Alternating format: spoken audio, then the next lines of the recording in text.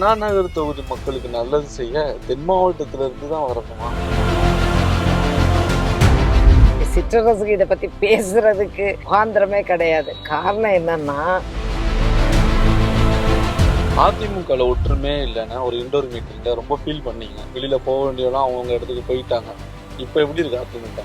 இந்த கேள்விக்கு நான் இப்போ பதில் சொல்ல விரும்பல. ஆனா எனக்கு என்ன ஒரே ஒரு வருத்தம்னா, விஜய் எப்பொழுது அதிமுகவையும் தலைமையோ தாக்கி பேசினா நாங்க பதில் கொடுப்போம். ஆனா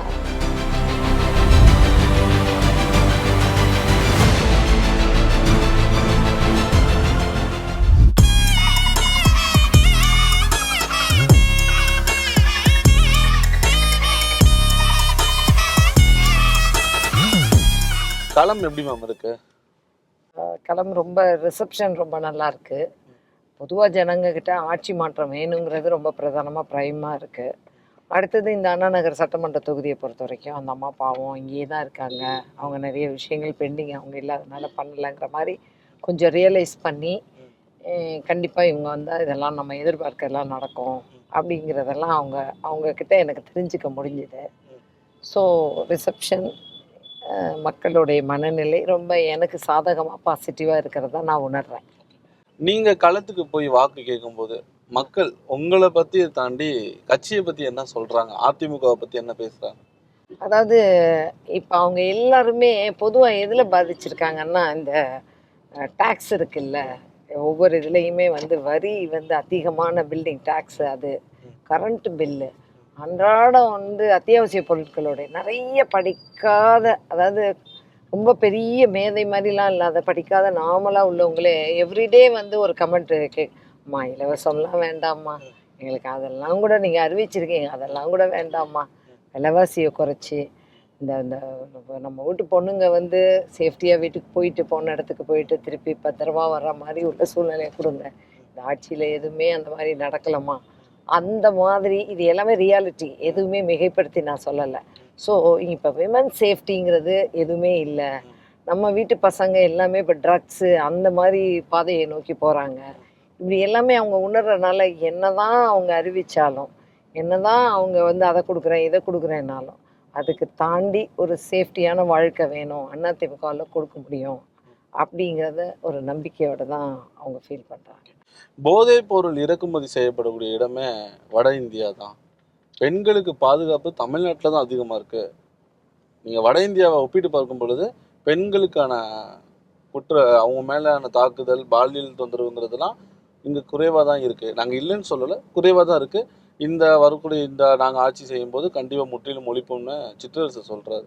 சட்டமன்றத்தில் சிற்றரசா, அவருக்கு சிற்றரசுக்கு இதை பற்றி பேசுறதுக்கு ஒரு இதுவே கிடையாது, முகாந்திரமே கிடையாது. காரணம் என்னன்னா, சாதிக் பாட்ஷாவோட இதிலிருந்து இந்த ட்ரக்ஸை பற்றின எல்லாமே வெளிநாட்டிலேருந்து வருதுங்கிறது டெல்லிக்கு தகவல் வந்து தமிழ்நாடு கவர்மெண்ட் கொடுத்து பிடிச்சி எல்லாம் பண்ணும் பொழுது சஹாரா கொரியர்ஸ் அவருடைய கட்டடத்துலேயே, அவருடைய கொரியர்ஸ் ஆஃபீஸ்லேயே ரெய்ட் நடந்தது. இன்னும் அவரை பற்றின வழக்குகள்லாம் நான் சேகரித்து வச்சுருக்கேன்.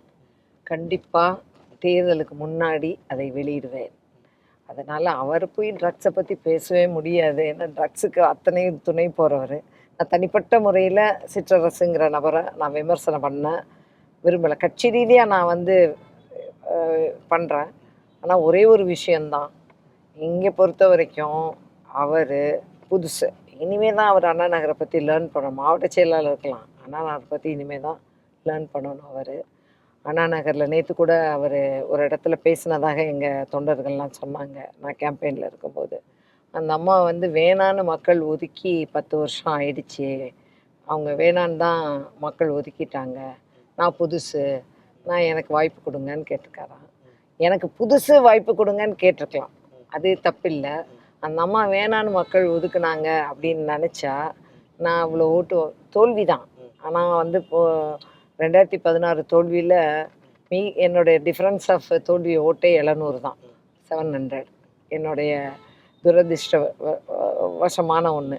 அது மாதிரி அடுத்தடுத்து வரும்பொழுது மக்கள்கிட்ட நான் ஒரு கன்சாலிடேட்டான ஓட்டு வாங்கியிருக்கேன். இந்த அண்ணா நகரை விட்டு நான் போகலை. நான் இந்த அண்ணா நகருக்கு அந்த 5 ஆண்டுகளில் என்னெல்லாம் பண்ணேங்கிறத இப்போ மக்கள் உணர்றாங்க. இந்த 10 வருஷத்துல திமுகவோட எம்எல்ஏ என்னென்ன பண்ணாருங்கிறதுல கண்டிப்பா எதுவுமே அவரால மார்க்கபிளா சொல்ல முடியாது. நான் அதை பண்ணுவேன், இதை பண்ணுவேன் அப்படிங்கிறது கேட்கறதுக்கு உரிமை இருக்கு. என்னை கமெண்ட் பண்ற மாரி நான் கேள்விப்பட்டேன். அது எல்லாத்துக்குமே வந்து பேக் ஸ்டாப்பிங் அண்ட் அவரை பத்தினது எல்லாமே நானும் பதில் சொல்லுவேன். அதிமுகல ஒற்றுமையே இல்லைன்னா ஒரு இண்டோர் மீட்டிங்ல ரொம்ப ஃபீல் பண்ணீங்க. இப்போ இருக்க வேண்டியவங்கலாம் இருக்கிறாங்க, வெளியில போக வேண்டியவங்களாம் அவங்கவுங்க இடத்துக்கு போயிட்டாங்க. இப்போ எப்படி இருக்கு அதிமுக? இல்ல இது இன்டோர் மீட்டிங்ல நான் வந்து என்னோட ஃபீலிங்கை சொன்னதுங்கிறது மாற்று கருத்து இல்லை. எங்க குடும்பத்துக்குள்ள உள்ள பிரச்சனைகள். ஆனா எங்க தலைவர் வந்து அதை எப்படி இப்ப சார்ட் அவுட் பண்ணிட்டாரு பாருங்க. இப்ப நாங்க எல்லாரும் ஒற்றுமையா பயணம் பண்றோம். இந்த ஒற்றுமை வேணும். தோல்விங்கிறதே ஒற்றுமையின்மை காரணமா தான். அதுக்கான அடித்தளம் என்ன? நீ விட்டு கொடு, நானும் விட்டு கொடுப்பேன். நீ அக்கான்னு சொல்லு, நான் அண்ணன்னு சொல்லுவேன். முடிஞ்சு போச்சு. ஸோ வி ஆல் டுகெதர் இப்போ மக்களை சந்திக்கிறோம். ஓகே. செங்கோட்டையன், பன்னீர்செல்வம் போன்ற சீனியர்ஸ்லாம் இப்போ இல்லாத அதிமுக எப்படி இருக்கு? இந்த கேள்விக்கு நான் இப்போ பதில் சொல்ல விரும்பல. ஆனா எனக்கு என்ன ஒரே ஒரு வருத்தம்னா, வருத்தத்தை விட வேதனை. புரட்சி தலைவி அம்மாவுக்கு அவங்க மரணம்ங்கிறது இன்னைக்கு வரைக்கும் ஏற்றுக்கொள்ளவே முடியாத ஒண்ணு. பரப்பன அக்ரஹாரால இருந்து அம்மா வந்து ஒரு அந்த தீர்ப்பு மோசமான ஒரு தீர்ப்பு வந்தபோது வெளியே வந்தபோது அப்படியே அந்த செவுரில் அப்போ நானும் இருந்தேன். நானும் ஒரு ஆளா அங்க நின்று பார்த்தேன். அப்படி சாஞ்சு நின்னாங்க, கண்ணு மூடுனாங்க. கண்ணை திறந்த உடனே 4 பேரை கூப்பிட்டாங்க. அதுல பன்னீர்செல்வம் ஒருத்தர். நீங்க முதலமைச்சராங்க, மற்ற கவர்மெண்ட் அதை என்ன மாதிரி இதை நான் சொல்ற மாதிரி ஃபார்ம் பண்ணுங்க அப்படின்னு சொன்னாங்க. அப்போ அம்மா வந்து அந்த வேனுக்குள்ள போய் கேரவேன்ல உட்காந்துருந்தாங்க. எல்லாம் அவங்க சிறைச்சாலைக்கு அனுப்ப போறாங்கங்கிறது தெரிஞ்சு போச்சு. அப்போ அந்த கேரவானுக்குள்ள அம்மா போகும்போது அவங்கள ஒரு கைதி மாதிரியே ட்ரீட் பண்ணி 2 கர்நாடகா பெண் பிசி எல்லாம் இது பண்ணாங்க. இந்த காட்சியெல்லாம் பார்த்து அன்னைக்கு தான் அம்மா உடல் ரீதியாக ரொம்ப பாதிக்கப்பட்டது, மன ரீதியாக பாதிக்கப்பட்டது.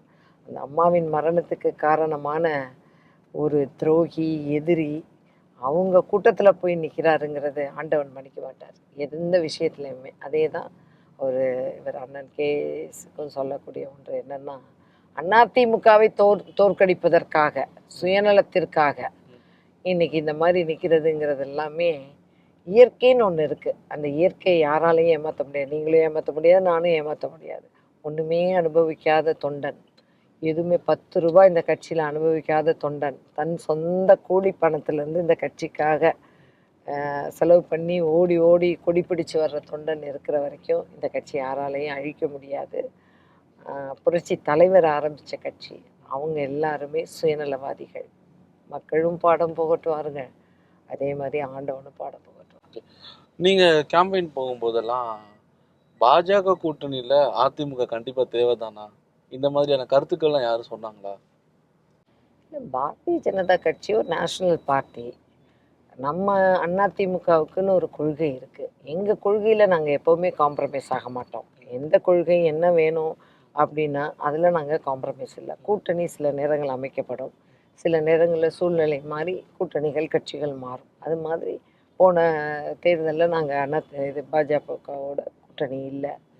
இன்றைக்கு கூட்டணி அமைக்கப்பட்டு மாபெரும் கூட்டணியாக அமைக்கப்பட்டு அண்ணன் டிடி வேணன் கூட எதிர்ப்பாக தான் இருந்தாங்க. நம்ம வந்து ஒரு பேச்சுவார்த்தைகள்லாம் நிறையா இருந்தது. ஆனால் ஒன்று சேர வேண்டும் அப்படிங்கிற பல நிலைப்பாடுகள் எடுக்கும் பொழுது இன்றைக்கி ரொம்ப கம்ஃபர்டபுளாக ஒரு காம்பேக்டாக பாஜகவை ஏன் நம்ம குறைச்சி மதிப்பீடு பண்ணணும், பாஜகவை நம்ம ஏன் இது பண்ணணும். அண்ணா நகரில் நிறையா இருக்காங்க, சென்னையில் நிறைய எல்லாமே இருக்காங்க. ஆனால் அதிமுகவுடைய கொள்கை மதச்சார்பற்ற அப்படிங்கிறது தான். ஸோ எங்களுடைய தலைவர்கள் வந்த வழியில் ஜாதி கட்சியாக ஆரம்பிக்கப்படலை. புரட்சி தலைவர் ஜாதி கட்சியாக ஆரம்பிச்சிருந்தா அன்றைக்கே அழிந்து போயிருக்கோம்.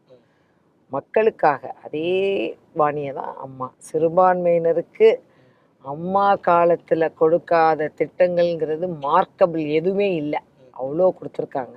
அப்படி சமமாக பார்க்குறனால நாங்களும் அந்த மனநிலையில் தான் வர்றோம். இப்போ அதே மாதிரி கூட்டணின்னு வரும் பொழுது அந்த கூட்டணி பலம் ஆட்சி அமைக்க வேண்டும். திமுக எதிரி, அவர்கள் அழிக்கப்பட வேண்டும், ஆட்சி மாற்றம் வேணும், ஆட்சியிலேருந்து அவங்க அகற்றணும். அதற்கான கூட்டணி அப்படின்னு வரும் பொழுது இன்னைக்கு பாஜகவோட இணக்கமாக இருந்ததுனால தானே 11 மெடிக்கல் காலேஜ் இங்கே கொண்டு வர முடிஞ்சது. அண்ணன் இபிஎஸ் சிஎம்மாக இருக்கும் பொழுது இன்னைக்கு கொண்டு வர முடிஞ்சது. இப்போ நீட்டு அது நீதிமன்ற தீர்ப்புக்கு பின்னாடி நீட்டை எடுக்க முடியாதுங்கிற சூழ்நிலை எல்லாருக்குமே தெரியும். ஆனால் நீட்டை எடுப்பேன்னு அவங்க சொன்னாங்க. ஆனால் மாற்று வழி யோசித்தோம். அன்றைக்கு கவர்னர் கையெழுத்துக்காக வெயிட் பண்ணலை, உடனே அதை செயல்படுத்தக்கூடிய சூழ்நிலையை கொண்டு வந்தோம். அதனால் கூட்டணி என்பது தேவைக்காக, சூழ்நிலைக்காக வேண்டும். ஒரு நேஷனல் பார்ட்டியாக ஆளுங்கட்சி, எப்படியும் அதிமுக ஆளுங்கட்சியாக வரும்பொழுது இந்த தமிழ்நாட்டுக்கு தேவையான திட்டங்களை அள்ளி கொடுக்கக்கூடியது மத்திய அரசாக இருக்கணும். அது சுமூகமான உறவு இருந்தால் தான் பண்ண முடியும். அதனால் அதில் ஒன்றும் எங்களுக்கு இப்போ இஸ்லாமிய சகோதரர்களை பார்க்கும் பொழுதும் நாங்கள் சொல்லுவோம், கிறிஸ்தவ சகோதரர்கள் பார்க்கும் பொழுதும் சொல்லுவோம், எங்கள் கொள்கைங்கிறது தனிப்பட்ட கொள்கை, எல்லாரும் எங்களுக்கு சமம் அப்படிங்கிறது தான். இப்போ பாஜகவுடன் இணக்கமா இருந்த ஒரே காரணத்தினாலதான் 11 மருத்துவக் கல்லூரி கொண்டு வந்ததா சொல்றீங்க. ஆனா அதுக்கு பின்பு நடந்த நாடாளுமன்ற தேர்தல் அவங்க கூட கூட்டணியில இல்லைல்ல? இல்லை, அதை தான் சூழ்நிலைகள், மனநிலைகள், ஏதாவது ஒரு பிரச்சனைகள் அப்படிங்கிறதுனால கட்சிக்கு என்ன வேண்டும் என்பதை முடிவெடுக்கக்கூடிய அதிகாரம் தலைமை பொறுப்பில் உள்ளவர்களுக்கு இருக்கின்றது. அவர்கள் எடுக்கக்கூடிய அந்த சூழல் கட்டாயத்தில் நாங்கள் அதை ஏற்றுக்குவோம். அதுக்கு பின்னாடி இப்போ கூட்டணின்னு ஒரு அமைக்கப்பட வேண்டும் என்ற சூழ்நிலை, சில சுமூகமாக அவங்களும் நம்ம கிட்ட வரக்கூடிய அதெல்லாம் தலைமை எடுக்கக்கூடிய முடியும். இப்போ ஒவ்வொரு சுச்சுவேஷனுக்கு ஏற்ற மாதிரி நம்ம கூட்டணி வைக்கிறோம்ல, மக்கள் எதுவும் கன்ஃபியூஸ் ஆக மாட்டாங்களா? கன்ஃபியூஸ் ஆக மாட்டாங்க, நிச்சயமாக கன்ஃபியூஸ் ஆக மாட்டாங்க. ஏன்னா இப்போ நீங்கள் சொல்லுவீங்க திமுகவில் கூட்டணி மாறாமல் வச்சுக்கிட்டாங்க. பாலியல் வன்கொடுமை இது பண்ணி அண்ணா யூனிவர்சிட்டியோடைய பிரச்சனை வரும்போதோ, கள்ளச்சாராயம் பிரச்சனைகள் கள்ளக்குறிச்சியில் பெரிய மரணங்கள் ஏற்பட்ட போதும் இந்த கூட்டணியெல்லாம் வாய் மூடாமல் ஜால்ரா போட்டுட்டு இன்றைக்கு மனசு வலிக்குது, இந்த கூட்டணியில் எங்களுக்கு உரிய முறையில் சீட்டு கொடுக்கல அப்படி இப்படின்ற மாதிரியான மன கஷ்டத்தோடு இருக்கக்கூடிய கூட்டணியை விட இன்றைக்கு நாங்கள் மன திருப்தியோடு எங்களுக்கு இருந்த கருத்து வேறுபாடுகளை அகற்றி பேசி முடித்து சந்தோஷமான கூட்டணியாக இருக்கும்னு சொல்கிறது தான் பெருமை. இப்போ விஜய் நினைக்கிற கனவு எல்லாமே நனவா மாறிடணும் பலரும் சொல்றாங்க. ஒன்று டிவிக்கு, இன்னொன்று டிஎம்கேன்னு சொல்றாங்க. அதிமுக இருந்த இடத்துல தான் இப்போ தாவேகா வருது. எம்ஜிஆரை கையில் எடுத்துட்டாங்க, ஜெயலலிதாவை ரோல் மாடலாக பண்றாரு. அதிமுக எந்த இடத்துல இருக்கு, இப்போ அந்த இடத்துக்கு தான் தாவேகா வந்துட்டு இருக்குன்னு சொல்றாங்களே, இது உங்களுடைய பாயிண்ட் ஆஃப் வியூ? தேர்தல் பின்னாடி தான். ஏன்னா அவர் விஜய் எப்பொழுது அதிமுகவையும் தலைமையோ தாக்கி பேசினா நாங்கள் பதில் கொடுப்போம், அதில் கொஞ்சம் கூட அசர மாட்டோம். ஆனால் அவர் கட்சி ஆரம்பித்து அவர் தேர்தலில் நிற்கிறதுங்கிறது அவருடைய சௌரியம். அதில் நாங்கள் தனி மனிதனுடைய ஒரு இண்டிவிஜுவலிட்டியில் விமர்சனம் பண்ணுவதுக்கு நாங்கள் ஆள் இல்லை. நாங்கள் அதிமுகவின் விசுவாசிகள், அதிமுகவின் தொண்டர்கள், இவங்க எல்லாருமாகவே இருந்து இன்றைக்கு களத்தில் ஓடுகளம் அந்த எங்கள் ட்ராக் அப்படின்னு பார்த்தா நேர்கொண்ட பார்வை, வெற்றிங்கிற நேர்கொண்ட பார்வை அதில் தான் இருக்கமே தவிர அவங்கவுங்க என்ன நினைத்தாலும் அவங்கவுங்க என்ன பேசினாலும் அதை பற்றிய ஒரு தனிப்பட்ட விமர்சனங்கள் எங்களை என்னைக்கு விமர்சனம் பண்ணாரோ அன்றைக்கி நாங்கள் பதில் கொடுத்தோம். இப்போ அவருடைய பயணங்கள் எப்படி இருக்குது, என்ன மாதிரி இருக்குங்கிறது அவருடைய பாணியில் அவர் பண்ணிகிட்ருக்காரு. இதில் எஜமானர்கள் யாருன்னா மக்கள் தான் எஜமானர்கள். இன்றைக்கி இன்ஃப்ராஸ்ட்ரக்சர் அப்படிங்கிற கட்டமைப்புங்கிறது அதிமுகவில் இருக்குது. பூத் கமிட்டி அப்படிங்கிறலாம் தானாக மக்கள் நினைக்கிறதுங்கிறத விட தேர்தல் களம் என்று வரும்பொழுது எல்லா விதத்துலேயுமே ஒரு அமைப்புன்னு ஒன்று இருக்கணும். அந்த அமைப்பு தான் இன்றைக்கி வெளியில் இப்போ நான் எவ்வளோ தான் பெரிய பொறுப்பில் இருந்தாலும் அந்த பூத்து வாக்காளர் பட்டியலில் இருக்கக்கூடிய அந்த ஏரியா லோக்கலில் அந்த கட்சியில் உள்ள, அது எந்த கட்சியாக இருந்தாலும், அதிமுகவாக இருந்தாலும், திமுகவாக இருந்தாலும், பிஜேபியாக இருந்தாலும், காங்கிரஸாக இருந்தாலும், யாராக இருந்தாலும் எங்களை அழைத்து செல்லக்கூடிய ஃபீல்டு மாஸ்டர்ஸ் அப்படின்னா அவங்க கேடர்ஸ் தான். அந்த மாதிரி அமைப்பு டிவிக்கில் நான் பார்க்க முடியல. மக்கள் என்ன முடிவு பண்ணுறாங்கங்கிறத நம்ம பொறுத்திருந்து பார்க்கலாம். ஒருவேளை என்டிஏ கூட்டணிக்கு விஜய் வந்திருந்தா வெற்றி வாய்ப்பு நல்லா இருந்திருக்கும். வராததை பற்றி போய் நம்ம ஏன் பேசணும்? எடப்பாடி பழனிசாமி தான் ஒரு கேம்பெயின்ல புள்ளியார் சொல்லி போட்டாச்சு. அதுதான் இன்டர்பிரிட்டேஷன். என்னன்னா நம்ம எல்லாருக்கும் வெல் நோன் கரூர் இன்சிடென்ட். அப்போ மனிதாபிமான அடிப்படையில் அதிமுகவுடைய விஜய் ஓடி வந்துட்டாரு. ப்ரெஸ்ஸை பார்க்கல, மக்களை பார்க்கல, எந்த ஆக்ஷனும் எடுக்கலை. அந்த பயந்துட்டு நம்மளை கைது பண்ணிடுவாங்களோ, இல்லை இந்த கவர்மெண்ட் எதுவும் பண்ணிடுவாங்களோ, பிரச்சனை பண்ணிடுவாங்களோங்கிறதுல அன்றைக்கு களத்தில் மக்களை காப்பாற்றக்கூடிய யுக்திகளை அந்த மாவட்ட செயலாளர் கூட கேஸ் போட்டுருவாங்கன்னு போயிட்டாரு. புஷி ஆனந்த் ஓடி போயிட்டாரு, எல்லாம் ஆதவர்த்தினா ஓடி போயிட்டாரு டெல்லிக்கு. அந்த மாதிரி தான் இருந்தாங்க. களத்திலே போய் இருந்ததில் ஆளுங்கட்சி இல்லாமல் நம்ம போய் அன்றைக்கு அவ்வளவு வேலைகளும் பார்த்து எல்லாம் பண்ணது அதிமுகவின் மாவட்ட செயலாளர்கள், முன்னாள் அமைச்சர், கேடர்ஸ். அப்போ அதை பற்றி பேசி பாருங்க, எவ்வளோ ஒருத்தனை அழிக்கணும்னா இந்த மாதிரி இப்படி பண்ணுறாங்கன்றத பேசும்போது நாங்கள் வந்து டிவிக்கே வாங்கன்னு கூப்பிடல. அவங்களா கொடியை பிடிச்சி பொதுச் செயலாளருடைய பரப்புரை அப்போ எல்லா மாவட்டங்கள்லையும் தொகுதி வாரியாக போயிட்டு இருந்தார். அந்த அடுத்த நாள் நடந்த பரப்புரையில் அவருக்கு வந்து இவங்க போய் கொடியை பிடிச்சி நிற்கும் பொழுது யாரோ இந்த மாதிரி பிரச்சனைங்க மாதிரி கேட்கும் பொழுது இது தொண்டர்கள் ஏதோ பிள்ளையார் சொல்லி போட்டிருக்காங்க அப்படிங்கிற மாதிரி தான் சொன்னாங்களே தவிர, நம்ம நாங்கள் கூட்டணி அமைச்சிட்டோம். இது வந்து கலோக்கியலாக யதார்த்தமாக தொண்டர்கள், அவங்க தொண்டர்கள் பிள்ளையார் சொல்லி போட்டாங்க அப்படிங்கிறத சொன்னாங்க. அப்புறம் அவங்க வரல. அப்புறம் எங்களை விமர்சனம் பண்ணார் ஒரு இடத்துல. சட்டமன்றத்தில் இதுக்காக நியாயம் கேட்டது அப்படின்னா அதிமுக தான். அது வந்து தனிப்பட்ட விஜய்க்காக இல்லை, பாதிக்கப்பட்ட மக்கள். இந்த மக்கள் வந்து ஒரு தலைவர், எந்த தலைவராக இருந்தாலும் பிரச்சாரத்துக்கு போகும் பொழுது அதற்கு உரிய முறையில் பாதுகாப்பு கொடுக்க வேண்டியது அரசுடைய கடமை. இப்போ அதுக்கு வந்து சிபிஐ என்கொயரி வேணும்னு அவங்க கேட்டாங்க. இன்றைக்கி அந்த என்கொயரி நடந்துட்டுருக்கு. அதில் என்ன உண்மைத்தன்மை என்பது இனிமேல் தான் வெளியே வரப்போகுது. ஸோ அதனால் வந்து ஒரு யதார்த்தமாக நடத்தப்பட்ட ஒரு கூட்டத்தில் அவங்க வரும்பொழுது தொண்டர்களே பிள்ளையார் சொல்லி போட்டாங்க போலன்னு சொல்கிறாரு. அவ்வளோதான். இந்த தொகுதி எம்எல்ஏ கடந்த வருடங்களில் எதுவுமே செய்யலைன்னு நீங்கள் சொல்கிறீங்க. ஆனால் அவங்க இந்த 10 வருஷத்தில் நான் கொண்டு வந்த சாதனைகளை வச்சு தான் ஓட்டு கேட்குறோன்னு அவர் சொல்கிறாரு.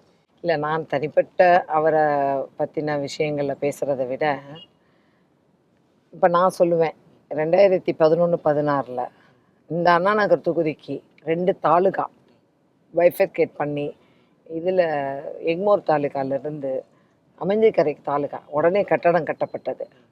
அதே மாதிரி குஜ்ஜி நாயக்கர் தெருவில் ஐனாவரம் தாலுகா, அது வந்து வில்லிவாக்கத்துக்கு போகணும். ஏன்னா அது வில்லிவாக்கமுக்கும் அண்ணா நகருக்கும் ஒரு ரோடு தான் வந்து வித்தியாசம் இருக்கும். அதில் அந்த குஜ்ஜி பகுதியும் வருன்றனால என்னுடைய பெரிய ஆர்வத்தில் அந்த இன்றைக்கும் நீங்கள் போனீங்கன்னா தாலுகா அங்கே இருக்குது. கேஎம்சியில் கீழ்பாக் மெடிக்கல் காலேஜ் ஹாஸ்பிட்டல் இந்த கான்ஸ்டிடுவன்சிக்கு உட்பட்டு தான் வருது. அதில் நான் சொல்லி தான் அம்மாவோட ரிக்வஸ்ட் பண்ணி தான் ரேடியாலஜி டிபார்ட்மெண்ட்டுக்கு உருவாக்கி அது இன்னைக்கு வரைக்கும் இவ்வளோ பெரிய வளர்ச்சி பெற்ற பெண்களுக்கு வந்து மேமோகிராமிங்கிறது ரொம்ப முக்கியமாக அது எல்லாமே குறைந்த கட்டணத்தில் கொண்டு வரக்கூடிய அத்தனை என்னால் இன்னும் நிறைய அவங்களும் நானும் உட்காந்தா நான் என்னால் எல்லாமே விட்னஸ் பண்ண முடியும். நான் என்ன பண்ணினேங்கிறது எனக்கு நம்பிக்கை இருக்குது. இந்த மக்கள் வந்து சாதாரணமாக வந்து சத்துணவு கட்டடம் கட்டுறது, எம்எல்ஏ நிதியில் கட்டுறதுன்னா அவர் என்ன பண்ணாரோ அதையும் நானும் பண்ணியிருக்கேன். ரேஷன் கடை கட்டுறது, ஆரம்ப சுகாதார நிலையம் கட்டுறது, கொடுக்குறது கட்டடம் அப்படிங்கிறது வந்து it is a regular. But மக்களுக்கு இன் ஜென்ரல் பெரிய விஷயங்கள் பண்ணுறது அப்படின்னு எடுத்துக்கிட்டா நிறைய விஷயங்கள் சொல்லப்போனால் அந்த டிபி சத்திரம் போலீஸ் ஸ்டேஷன் இவ்வளோ மோசமாக, அது ஹவுசிங் போர்டு இடம், அவங்கள காலி பண்ணு நிறைய த்ரெட் அப்போ வந்துட்டு இவங்களுக்குள்ள ஒரு பிரச்சனை வந்துக்கிட்டே இருந்தது. அப்போ எங்கிட்ட அங்கே ரெப்ரசன்டேஷன் சொன்ன உடனேயே ஹவுசிங் போர்டு மினிஸ்டர் அப்போ இருந்தவர்கிட்ட சொல்லி அந்த டிபி சத்திரம் போலீஸ் ஸ்டேஷன் புதுசாக கட்டக்கூடிய அளவில் ஒரு இனிஷியேட் பண்ணது. இதெல்லாம் தான் மக்களுக்கு நம்ம நிறைய விஷயங்கள் சொல்ல முடியும். ஸோ ஏன்னா செல்ஃப் சாட்டிஸ்ஃபைட் வித் தி மக்கள் பணியில். அண்ணா நகர் தொகுதி மக்கள் ஏன் உங்களுக்கு வாக்களிக்கணும்னு நீங்கள் நினைக்கிறீங்க? அண்ணா நகர் தொகுதி மக்கள் வந்து அன்பு சகோதரியாக என்னை ஏற்றுக்கிட்டாங்க. 2011 நான் இங்கே கேண்டிடேட்டாக நிற்கும் பொழுது இந்த தொகுதிக்கு நான் புதுசு தான். ஆனால் நான் 2001 அண்ணா நகருக்கு வந்துட்டேன். முதல்ல மாநில மகளிர் அணி செயலாளர் அம்மா எனக்கு போஸ்ட் கொடுக்கும்போது ஒரு ஸ்டேட் வைடு போஸ்ட்டு ஹோல்ட் பண்ணுறவங்க வந்து சிட்டியில் தான் இருக்கணும். அப்போது சூளைமேடில் வந்து எங்கள் ரிலேட்டிவ் இருந்த அப்பார்ட்மெண்ட்டில் நான் வந்து அப்படி ஏன்னா இங்கே தங்கணுங்கிறதுனால அங்கே வந்து அப்போ என் குழந்தைங்க 2 பேரையும் இங்கே கூட்டிகிட்டு வந்து இங்கே தான் அவங்க ஸ்கூல் எஜுகேஷனே பண்ணோம். அதுவும் சூளைமேடும் அண்ணா நகர் தொகுதிக்கு உட்பட்டது. அப்படி நான் சென்னையிலேயே இங்கே வந்து என்னோடய எல்லா ப்ரெசன்ஸும் இருந்து என்னோடய எல்லா வேலைகள் எல்லா பணிகளும் இருந்த உடனே அம்மா வந்து என்னை வந்து சென்னையிலே she wants me to put in Chennai.